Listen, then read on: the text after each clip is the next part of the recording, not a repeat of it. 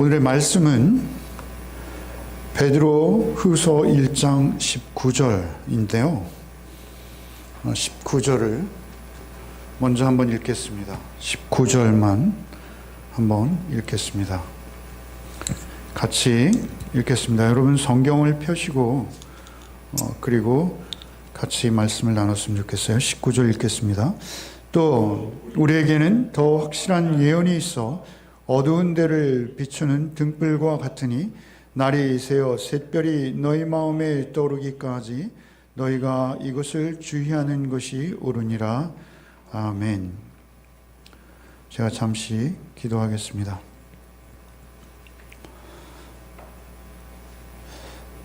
주님,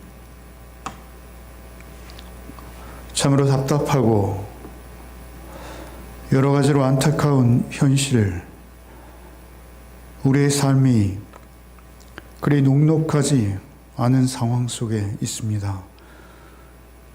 주여, 성탄을 맞아 특별히 주님께서 우리를 찾아오신 그 사건 안에 깃든 의미를 우리가 더욱 깊이 알기를 원합니다. 말씀이 육신이 되어 우리 가운데 오신 예수 그리스도를 늘 경험하는 우리의 삶이 되게 하여 주옵소서. 우리의 죄가 주님을 우시게 했으며 결국 나는 알지 못하며 그릇 가고 있었음에도 육신이 되어서 나를 찾아오신 주께서 대속의 피를 흘려 나를 구원하신 그 주님만 바라보며 주님만 우리 안에 모시게 하여 주옵소서. 저희 시간도 말씀으로 새로움을 잊기 원합니다. 우리에게 말씀하여 주옵시되 성령께서 우리의 영에 그 말씀을 새겨 주옵소서. 우리가 성탄의 감사함으로 주님 앞에 예물을 드립니다. 주여, 우리의 마음과 정성이 깃든 이 예물 또한 받아 주옵시고 오직 성탄의 주께서 우리 각자의 심령 속에 온전히 그리고 큰 확신과 기쁨으로 임하는 복이 모든 드린 손길들 위에 있게 하여 주옵소서. 이 시간도 오직 주님 배웁기를, 주님 경험하기를 원하오며 말씀이 육신이 되신 예수 그리스도 이름 받들어 기도하옵나이다. 아멘.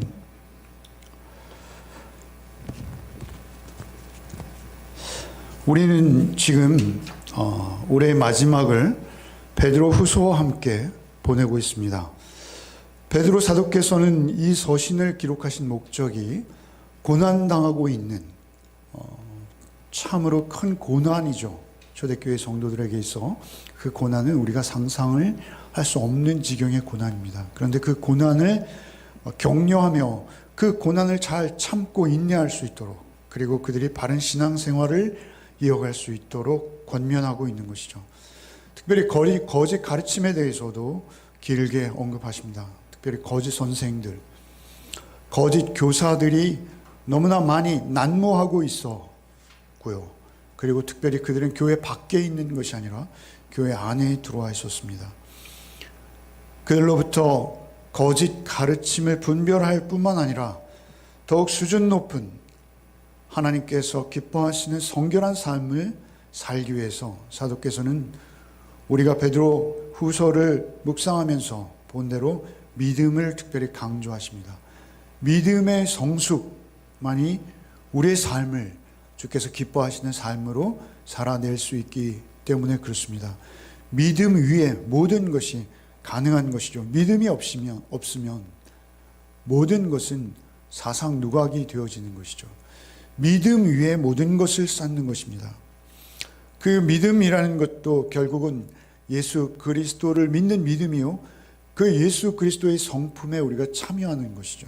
그래서 1장 말씀에 오늘 본문이 있는 앞에서부터 보면 신성한 성품에 참여할 수 있게 해달라고 또 해야 한다고 그렇게 권면을 하시면서 특별히 믿음 위에 모든 것을 쌓아야 된다. 믿음의 덕을, 믿음이 없으면 덕스러움도 없다는 것입니다.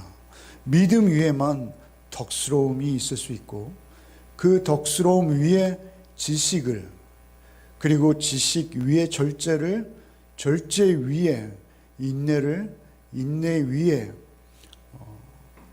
경건을, 그리고 경건 위에 형제 우애를, 형제 우애, 결국은 마지막에 사랑을 이루어갈 수 있다. 이렇게 말씀하시면서 그것은 예수 그리스도의 성품이요, 그 성품 안에서 우리가 굳건히 있을 때, 그때 우리는 그 혹독한 고난 속에서도 신앙인으로서 변절하지 않고 우리의 믿음을 이어갈 수 있다.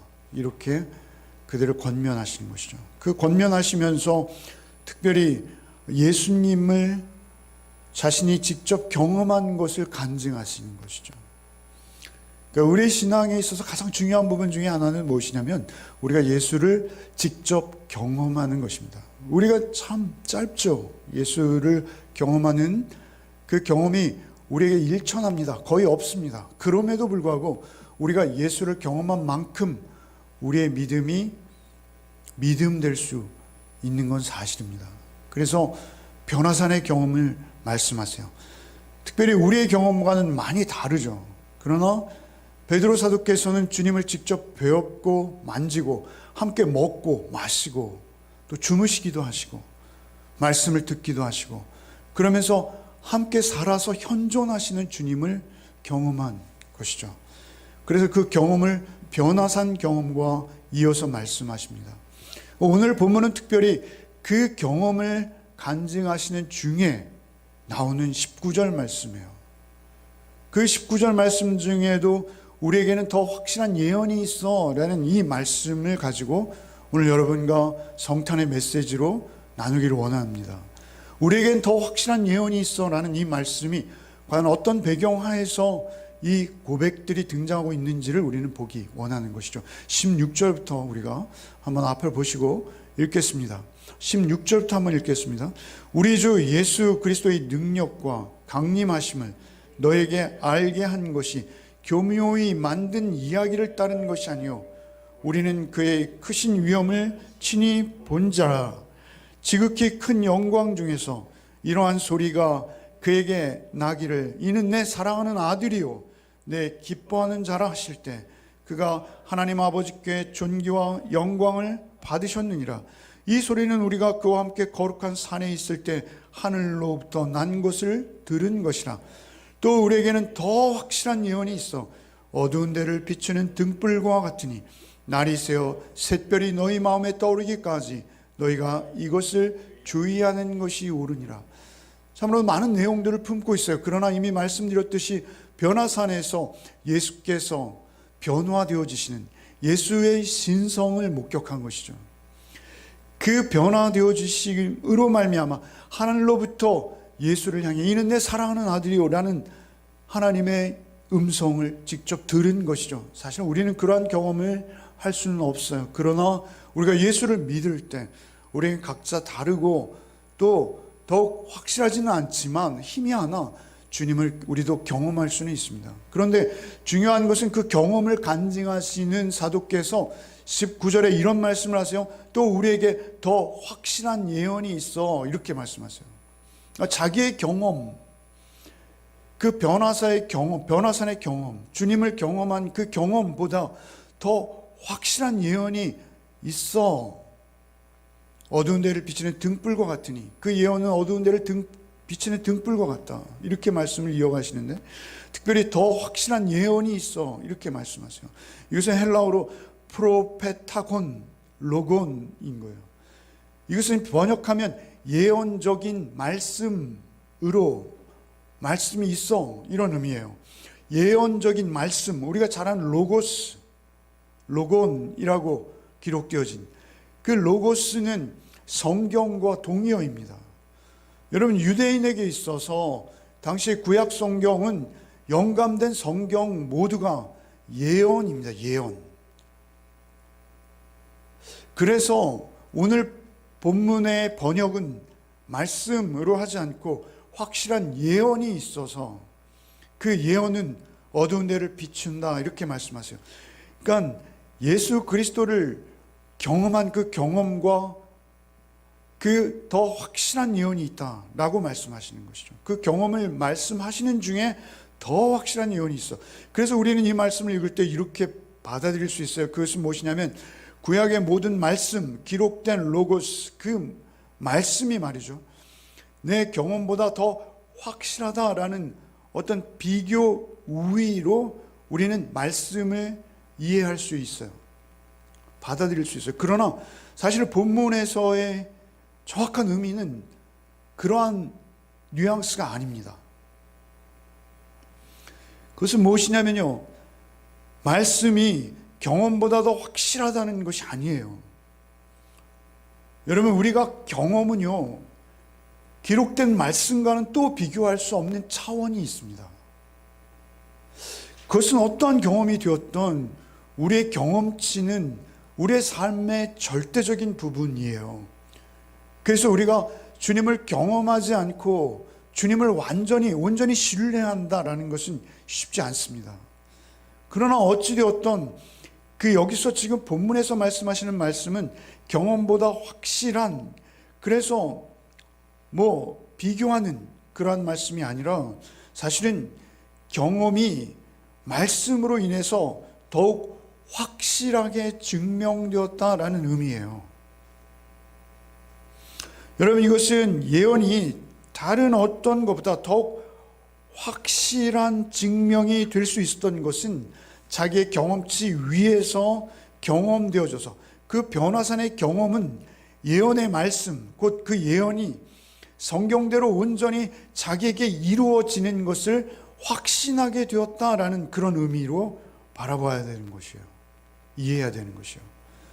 여러분, 우리 말씀은요, 그냥 동떨어져 있는 것이 아니라 기록된 말씀이 우리의 신앙의 성숙과 연륜을 더할수록 그 말씀이 진리인 것을 우리의 삶으로 경험하게 됩니다. 그리고 그 경험이 쌓이면 쌓일수록 우리의 신앙은 더 온전을 향해 나가게 되는 것이죠. 사실 이 땅에서 우리의 삶은 말씀과 우리의 경험치가 어우러져서 진리로 더 확증되어지는 과정 전체라고 볼 수 있습니다. 여러분, 그래서 여기서는 내가 변화산의 경험을 바로 언급하시고 더 확실한 예언이 있어 라고 말씀하시는 것은 그 예언의 말씀이 자신의 경험과 어우러져서 더 온전하고 확실한 믿음으로 나갈 수 있게 되었다라는 의미로 우리는 받아들여야 돼요. 여러분, 말씀은 말이죠, 우리의 삶 속에서 주님을 경험할 수 있도록 돕는 것입니다. 그러면서 동시에 말씀이 중요한 것은, 말씀이 우리의 경험을 규정하고 그 경험의 색깔을, 경험의 내용을 확증해 주기 때문에 더욱 중요합니다. 예수 그리스도의 오심은 여러분 구약 예언의 성취입니다. 여러분, 그 말씀을 오늘 드리고자 하는 거예요. 여러분, 구약 예언을 읽을 때, 구약의 예언을, 구약의 말씀을 우리가 읽을 때 우리는 그 말씀을 통해서 주님이 그 말씀이실 수밖에 없는 것을 사실은 더 확증하고 경험해서 주님을 더 폭넓고 세밀하게 알아가는 과정인 것이죠. 여러분, 그래서 주님께서 오셔서 우리에게 이런 말씀을 하세요. 요한복음 5장 39절에 너희가 성경에서 영생을 얻는 줄 생각하고 성경을 연구하거니와 이 성경이 곧 내게 대하여 증언하는 것이라. 내게 대하여 증언하는 성경, 예수께서 말씀하신 성경은 구약 성경입니다. 그 구약 성경은 곧 모두 나에 대해서 증언하는 것이다 라고 말씀하셨어요. 우리가 잘 아는 말씀이죠.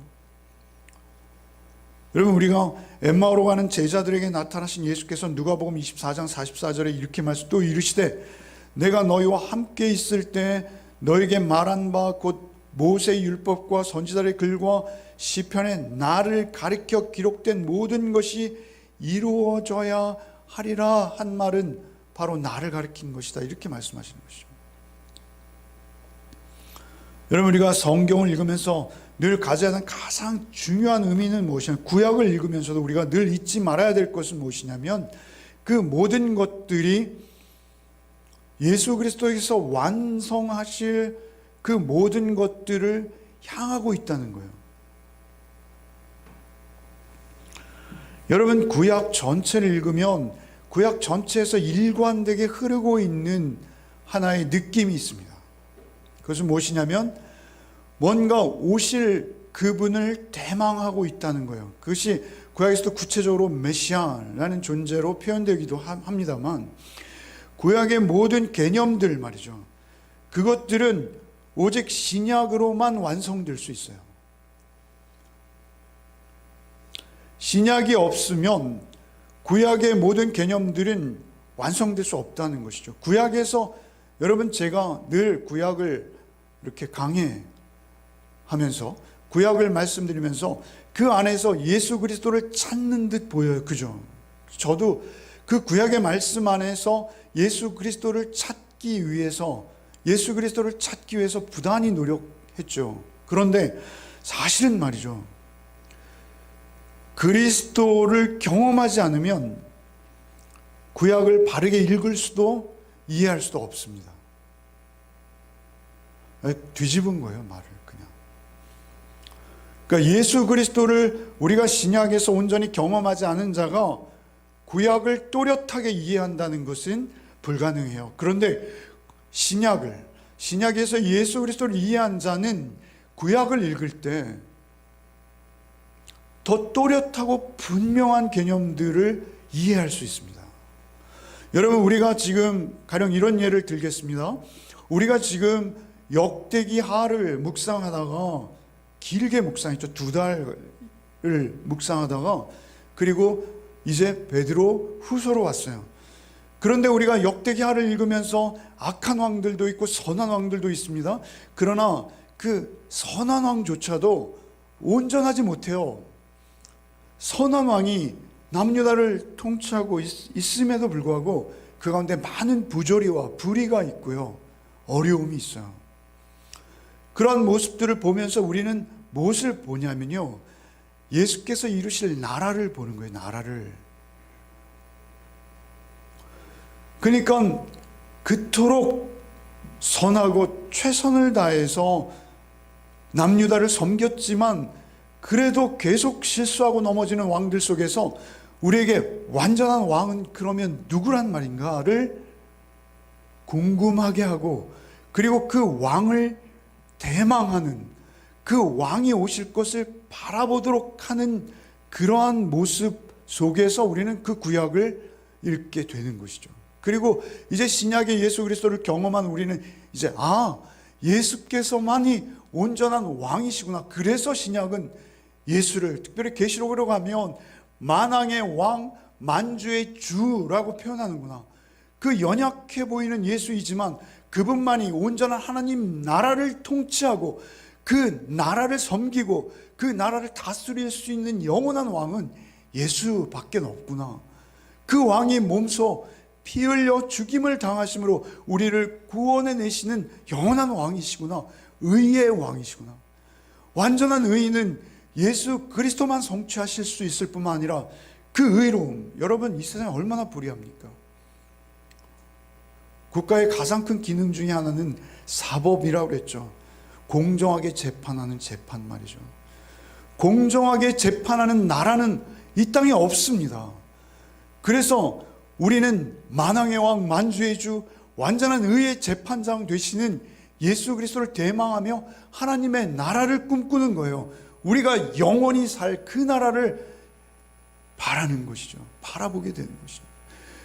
그래서 하나님의 나라라는 개념으로 성경을 창세기부터 계시록까지 관통할 수 있다고 했죠.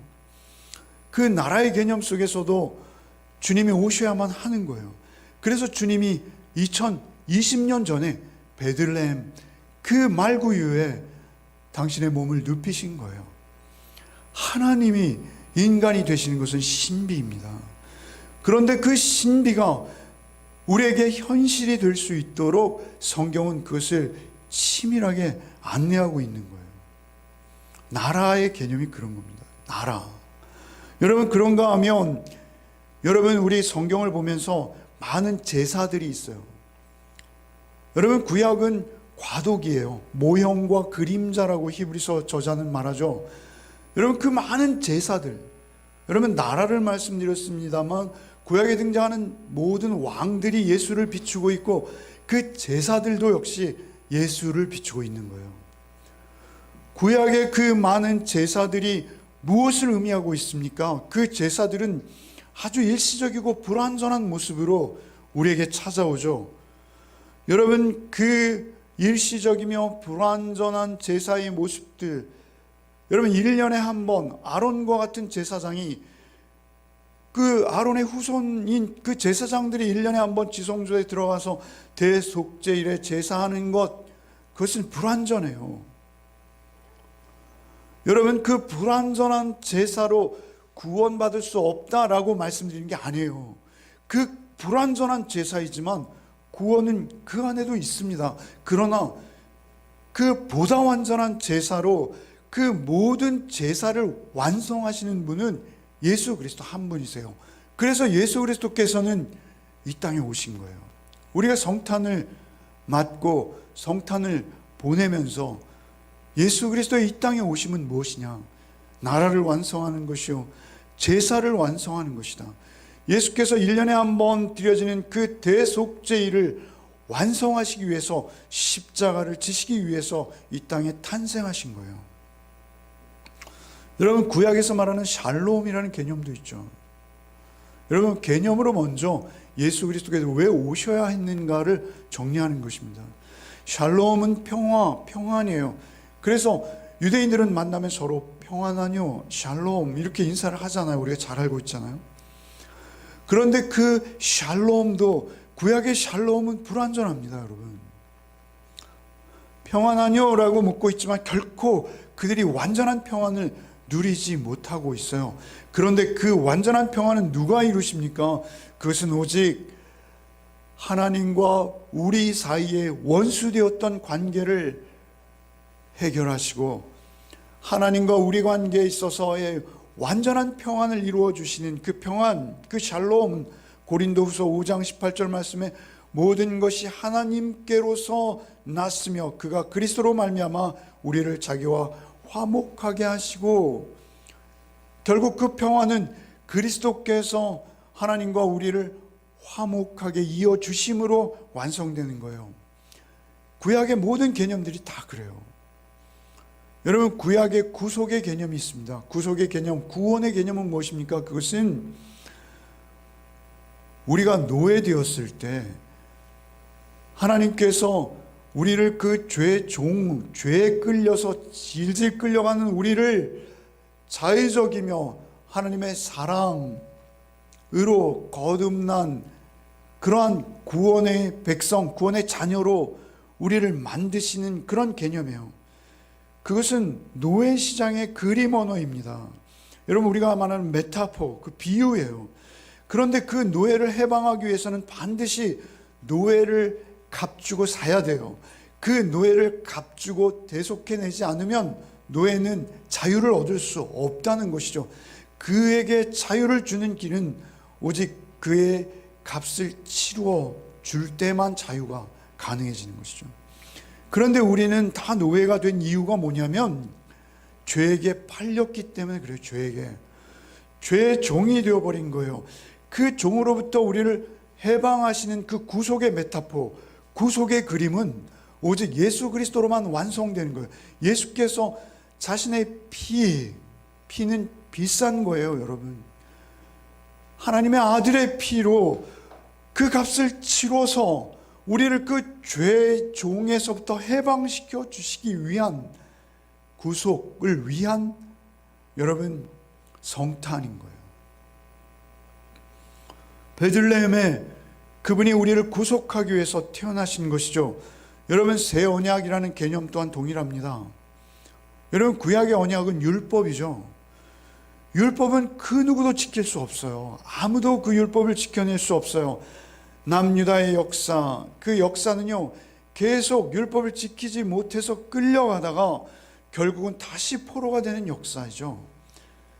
그 역사를 완성시키시는 분, 그 역사에서 완전한 자유를 주시는 분은 예수 그리스도께서 오셔서 이제는 그 율법의 언약이 아니라 새 언약, 그 남유다의 역사가 끝나갈 때 예레미야라는 선지자가 나와서 새 언약을 선포하시죠. 예레미야서 33장이죠. 그 새 언약 31장으로부터 시작되어지는 그 새 언약으로 인해서 우리는 완성되어지는 거예요. 그 언약은 율법, 돌판에 쓰는 것이 아니라 우리의 마음에 새겨주시는 언약이죠. 예수께서 오신 이유는 그 기록되어진 돌판에 새겨진 언약이 아니라 우리의 인격, 우리의 감성, 우리의 의지, 우리의 결단 속에서 그 피로 써내려가실 그 새 언약을 이루시기 위해서 베들레헴에 탄생하시는 거예요. 그러니까 오늘 본문 19절에 있는 더 확실한 언약, 예언의 말씀은 그 구약의 모든 개념들이 예수 그리스도를 통해서 완성되어지는 거예요. 여러분, 구약의 또 한 가지 개념은 무엇이냐면 선지자들이에요. 선지자들이 우리를 권면하죠. 구약에 권면하는 선지자들을 신명기 18장 18절 말씀에 기록되어진 것을 베드로 사도께서 사도행전 3장 21절에 이렇게 말씀하세요. 모세가 말하되 주 하나님이 너희를 위하여 너희 형제 가운데 나 같은 선지자 하나를 세울 것이니 너희가 무엇이든지 그의 모든 말을 들을 것이라. 그러니까 모세께서 마지막 유언을 하시면서 가나안 땅에 들어가기 바로 앞서서 모든 이스라엘을 그 광야에 모으시고 마지막 고별 설교를 하세요. 그러면서 하신 말씀이 무엇이냐면 나 같은 선지자 하나를 이후에 너에게 주실 것인데 그의 말을 잘 들으라 라고 선지자께서 예언하시죠. 그 예언은 사실 이런 내용이에요. 내가 너희를 애굽의 속박으로부터 이끌어내었다.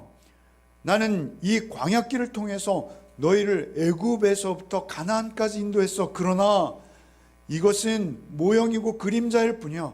곧 나보다 더 큰 선지자 그분이 오실 것이고 그분은 애굽 땅에서 가나안으로 너희를 인도하는 것이 아니라 죽음에서부터 영생으로 너희를 인도하게 되실 것이야 라고 예언하시는 거예요. 그리고 그 예언을 이루기 위해서 예수께서 오신 것이죠. 세례 요한은 이렇게 예수님께 묻죠. 자기가 감옥에 갇히자 도저히 이 상황을 이해할 수 없는 거예요. 그래서 제자들을 예수께 보내어서 오실 그이가 당신입니까? 이렇게 묻고 있죠. 그러자 예수께서 너희는 가서 전하라.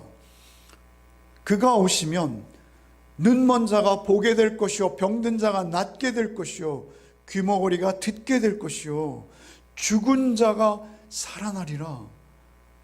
이러한 말씀이 나를 통해 실현되어진 것을 너희가 보고도 내가 누구인지 모르느냐라고 말씀을 전하게 하시죠.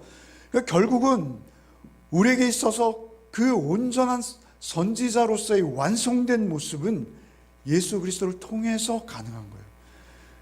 그러니까 구약은 모두 그 이루어질 말씀 예수 그리스도를 향하고 있는 것이죠. 그런데 베드로 사도는 그 예수를 직접 뵌 거예요. 직접 그와 함께 자신의 삶을 나누고 경험한 거예요. 그리고 그 경험이 기록된 예언의 말씀으로 확증되어진 거예요. 참 그렇구나. 오실 그분에 대한 모든 예언은 구약의 여러 가지 개념으로 표현되어 있어요. 제가 좀 산만하게 말씀을 드렸습니다만 여러분, 지금까지 제가 말씀드린 것은 구약에 있었던 그 개념들, 나라에 대한 개념, 제사에 대한 개념, 샬롬에 대한 개념, 구속, 구원이라는 개념, 새 언약이라는 개념, 선지자로서의 성취되는 개념, 이러한 개념들로 여러분 구약이 어떻게 더 확실한 예언이 될 수밖에 없는지를 설명드렸다면 여러분 사실 성경은 말이죠. 또한 오실 예수에 대해서 구체적으로 그의 태어나실 곳, 그분의 이름, 그분이 이 땅 가운데서 이루셔야 할 사역의 내용들, 그리고 그의 십자가의 죽음, 그리고 그분이 다시 부활하실 것, 이 내용들을 구체적으로 또한 조목조목 항목으로 예언하고 있어요. 여러분 지금까지 설명드린 이 설명은 여러분 어려운 개념의 설명이었다면, 여러분 예수께서 왜 이 땅에 오셔야만 하셨는지에 대한 그러한 설명이었다면, 예수께서 오시는 모형을 그대로 표현한 내용들이 있죠. 여러분 너무나 많아요. 헤르만 바빙크라는 학자는 그것을 일일이 다 찾았어요. 약 400여 개를 제시하고 있어요. 그러나 제가 여기서 다 말씀드릴 수는 없죠. 그럼에도 불구하고 여러분에게 주님의 탄생은 말이죠, 창세기부터 기록되고 있어요. 우리가 잘 알고 있습니다. 창세기 3장 15절에 내가 너로 여자와 원수가 되게 하고 내 후손도 여자의 후손과 원수가 되게 하리니 여자의 후손은 내 머리를 상하게 할 것이요 너는 그의 발꿈치를 상하게 할 것이요. 우리가 잘 아는 요절이죠. 여러분 창세기에서 그들이 범죄하자마자 여러분 예수의 탄생을 예언하고 있습니다. 여러분 우리가 잘 아는 이사야서 7장 14절 말씀에 예수의 탄생은 이렇게 예언되었어요. 그러므로 주께서 친히 징조를 너에게 주실 것이라. 보라 처녀가 잉태하여 아들을 낳을 것이요 그의 이름을 임마누엘이라 하리라. 여러분 그것은 특수한 전쟁 상황에서 물론 다른 내용을 내포하고 있는 예언이에요. 그럼에도 불구하고 그 예언을 빌려서 하나님께서는 분명히 오실 예수의 이름을 말씀하고 계시는 것이죠. 탄생을 예언하시고 이름을 예언하시고 지역을 예언하세요. 미가서 5장 2절 말씀, 베들레헴 에브라다야 너는 유다 족속 중에 작을지라도 이스라엘을 다스릴 자가 내게서 내게로 나올 것이라. 그의 근본은 상고의 영원에 있느니라. 여러분 이미 말씀드렸듯이 그의 이름이 임마누엘이라 하는 이름을 말씀하셨고요. 여러분 주의 오심에 대해서 말씀드렸지만 주님의 사역도요 그 십자가의 죽으심을 너무도 생생하게 예언하고 있죠. 우리가 잘 아는 이사야서 53장 4절 이하의 말씀, 그는 실로 우리의 질고를 지고 우리의 슬픔을 당하였거늘 우리는 생각하기를 그는 징벌을 받아서 하나님께 맞으며 고난을 당한다. 그가 찔림은 우리의 허물 때문이요 그가 상함은 우리의 죄악 때문이라. 그가 징계를 받음으로 우리가 평화를 누리고 그가 채찍에 맞음으로 우리가 나음을 얻었으나 우리는 다 양같아 그릇 행하여 각기 제 길로 갔거늘 여호와께서는 우리의 죄악을 그에게 담당시키셨다. 이렇게 기록하시죠.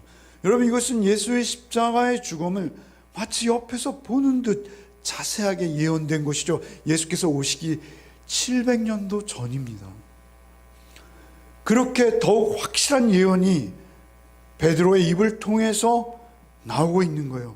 이사야의 예언대로 소경이 보며 안진뱅이가 걸으며 문둥이가 깨끗함을 받으며 귀머거리가 들으며 죽은 자가 살아나며 가난한 자에게 복음이 전파되어진다 라고 예언되어진 그 예언의 말씀이 예수를 통해서 이루어진 것이죠. 여러분 하나님이 사람이 되는 것은 신비해요. 여러분 그것은 우리가 쉽게 믿어지지 않는 거예요. 그런데 놀라운 것은 그것이 우리에게 가능하다라는 것입니다. 어떻게 가능합니까? 기록된 예언의 말씀과 그 예언의 말씀이 우리의 경험을 통해서 확인되어지고 그 확인이 우리의 삶 속에, 우리의 실제 삶 속에 계속 쌓여가는 거예요. 그 쌓여가는 것이 우리의 기쁨인 거예요. 여러분 우리 대속의 은혜가 여러분 우리 안에 온전히 임할 때 그 기쁨은 우리의 말로는 날 형언할 수 없는 기쁨이죠. 그런데 그 기쁨은 말이죠 여러분, 성경에 너무나 이런 모습 저런 모습, 나라의 모습, 평안의 모습, 샬롬의 모습, 왕의 모습, 여러분 언약의 모습, 너무나 다양한 모습들로 우리에게 확증되어지는 거예요. 그래서 오늘 이 본문의 말씀 19절의 말씀이 우리 성탄을 맞은 우리에게 특별한 거예요. 또 우리에게는 더 확실한 예언이 있어. 우리에게는 더 확실한 예언이 있어 라는 이 베드로의 고백이 우리에게 더 각별한 거예요.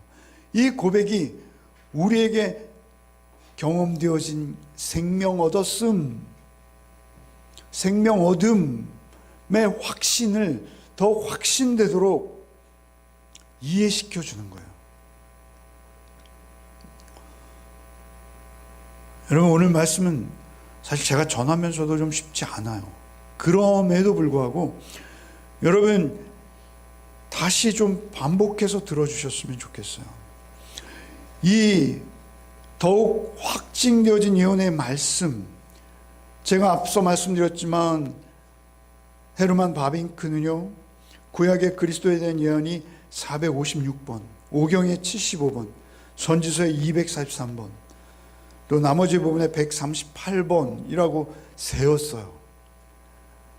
여러분, 그러나 이것이 여러분 우리가 그의 저술들을 통해서 그것 하나하나 확인해 가는 것이 중요한 것이 될 수도 있겠죠. 그러나 더욱 중요한 것은 성경 전체를 통해서 구약을 읽을 때도 신약의 예수 그리스도를 바라볼 수 있는 그 안목이 사실은 예수 그리스도를 이해하는 만큼 우리에게 깊어진다라는 것이죠. 성경은 주님에 대한 기록입니다. 주님께서 직접 말씀하셨기 때문에 그렇습니다. 여러분, 2000년 전에 오신 주님의 이름은 말씀드렸습니다만 다시 말씀드리면 임마누엘이십니다. 임마누엘의 이름의 의미는 내가 과연 너희를 버리지 아니하고 너희와 함께할 것이다. 특별히 영원히 함께할 것이다 라고 말씀하세요. 여러분, 우리는 참 어려운 시기를 살고 있어요. 여러분, 베드로 사도께서 베드로 후서를 보낼 때 그 흩어져 있던 많은 그리스도인들이 당하는 고난처럼 우리에게도 고난이 예상됩니다. 여러분, 기독교는 특별히 우리가 살고 있는 이 시대, 특별히 이 대한민국 안에서만큼은 그렇게 사람들에게 배척받는 종교가 아니었습니다. 그러나 지금은 많이 상황이 다르고 앞으로의 상황은 더욱 심각해질 것으로 예견되어집니다. 베드로 시대의 그 네로와 같은 직접적인 핍박은 없겠으나 더욱 교묘하고 거의 술책에 가까운 모습으로 우리 기독교를 깨트리고 와해시키려는 시도와 또 모습들이 교묘하게 우리 안에 파고 들어올 것으로 예상됩니다.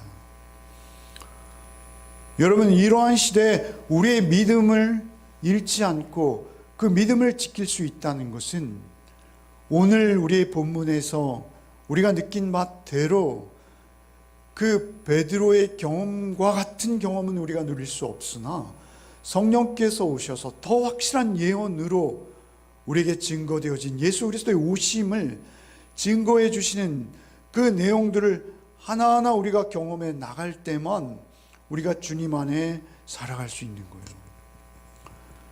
여러분, 우리가 주님 안에 있지 않으면 우리가 병들었을 때 우리 너무 비참합니다. 여러분, 우리가 주님 안에 있지 않으면 우리에게 소망이 없습니다. 우리가 과부가 되어지고 우리가 고아가 되어지고 우리가 호라비가 되어졌을 때, 우리가 고난에 처했을 때, 우리가 병들었을 때, 우리가 어디로 가야 할지 알지 못할 때, 우리가 과연 무슨 일을 하며 살아가야 할지 우리의 확신이 서지 않을 때, 우리 주님이 계시지 않다면 우리의 인생은 참으로 공허할 뿐입니다. 여러분, 이 성탄은 오직 기록되어진 예언이 우리의 경험 속에 녹아져서 그 예언이 확인되어져 갈 때만 성탄이 의미를 갖습니다. 여러분, 세상 사람들은 오늘도 성탄이라고 즐거워하고 있습니다만, 어젠가요?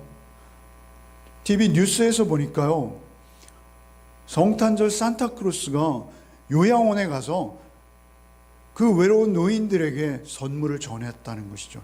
그 행위 자체로는 정말 예수 그리스도의 모범을 따르는 행위로 보이는데요, 그들에게 선물을 전했는데 코로나도 전한 거예요.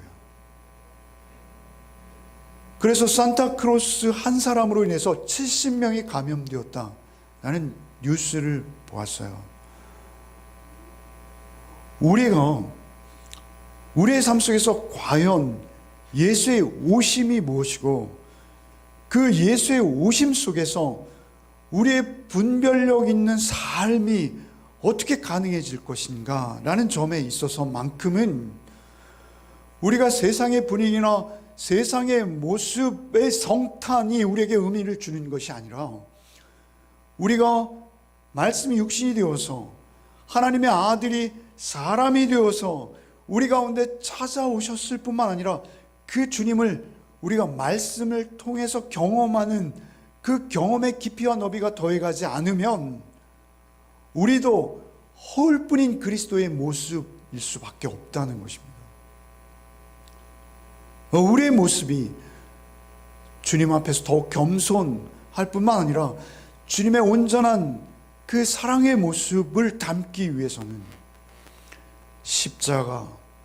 그 십자가의 모습을 담기 위해서는 예수 그리스도의 오심이 무엇인지 더 깊이 묵상하며, 특별히 오늘 말씀 가운데 우리에게 주어진, 또 우리에게 더 확실한 예언이 있어 어두운 데를 비추는 등불과 같으니, 나는 이 말씀을 떠올리시면서 더 확실한 예언이 우리의 경험과 어우러져서 우리의 삶의 등불처럼 우리의 길을 밝혀주고, 우리의 삶의 앞길을 우리가 잘 분별력 있게 선택할 수 있도록 인도해 주실 것을 늘 기도하면서 주님을 모시는 이 성탄이 되시기를 바랍니다.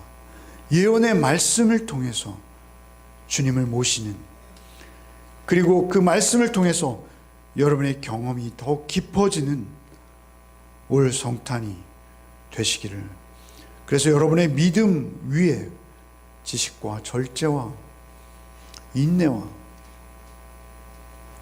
여러분의 형제의 우애와 사랑이 경건히 쌓여가는 그러한 올 연말이 되시기를 바랍니다. 주님,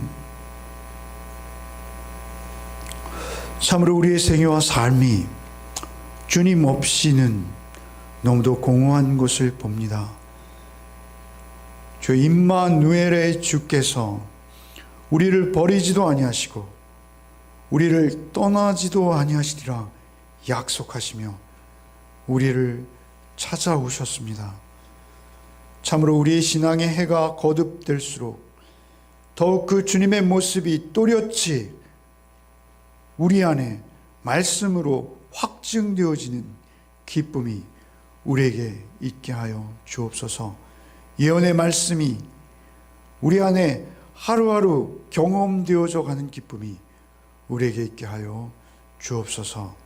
예수 그리스도의 이름 받들어 기도하옵나이다. 아멘.